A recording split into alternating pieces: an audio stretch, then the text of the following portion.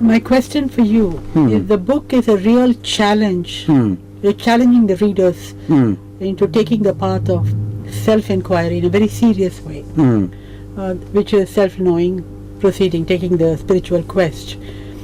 Now, did you have any difficulty in finding the publisher who will accept this to publish such a challenging book? It's a scholarly text, it's a spiritual text, you're throwing a challenge to your readers. So what about your publisher? How did you convince him? See, because the divine is Karunakara, the divine is very kind to me, gave me a most wonderful publisher, and who was extremely considerate. But he was seeing things right. He told me about my first book. He said, Shankara, this is a standalone book. How many people can read this book? But I want to tell you that because I took this very daring step, that I will not write for a market. I'm a crazy guy. I don't do anything for profit. I'm not going to write for a market. I will write only what comes naturally to me, like the rising of the sun, the rising of the moon. I'll only do that. So I sold 1,500 copies of my book, beyond expectations, because the work is esoteric. And now comes this book.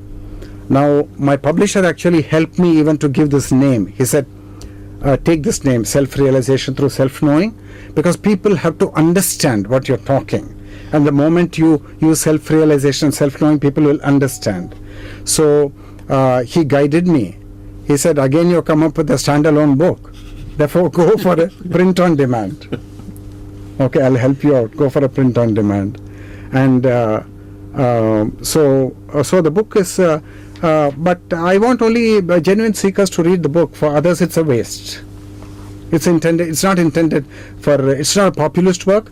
It's not intended for people who are not seekers, not mumukshus, not beyond 60, 65, and not had misfortunes in life. Book is not for you. Yeah, I'm very impressed that the publisher has helped you with getting this book out. And also the setting, the design element, everything is taken care of beautifully. I must congratulate the publisher. I actually went to Yogi Impressions because I was very taken up by the way they bring out their books. I bought several publications. So there's The Awakening of Kundalini by Santosh Satdeva, actually the publisher's mother. And then they published Eckhart Tolle's books. And they're seeing very good work, high quality work, which you don't see so easily in India. With good standards, and so I approached them for my first book, and for my second book, it's a print-on-demand book, and it's a little on the high side, but because it's intended for genuine seekers, I don't see this as an misadventure in publishing. And my publisher is very considerate to me, and I did a lot of work at home with my desktop publisher Jai Kumar, and my publisher said, Shankara, you can transfer the whole thing, we'll do it here. But I wanted to check every line and every sutra 2-3 times, so which means I must sit next to the desktop publisher and I must work. So that's how I did the work, and the get-up is because of Yogi Impression standard. They have good standards. Very impressive. As a follow-up question to that, the book has a very beautiful picture of Shiva and Shakti. In fact, if I may permit to say so, it is kind of erotic.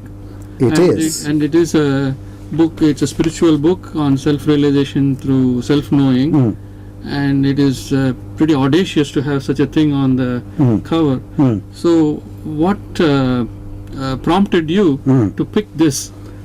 Yeah, I was very keen about the front cover design, and because I first noticed this picture in Heinrich Zimmer's Myths and Symbols in Indian Art and Civilization. Now I'm 67. I saw it when I was 23, and it made little sense, but in 2011 it became a living picture for me, because it represented the truth of the Sthita Prajna.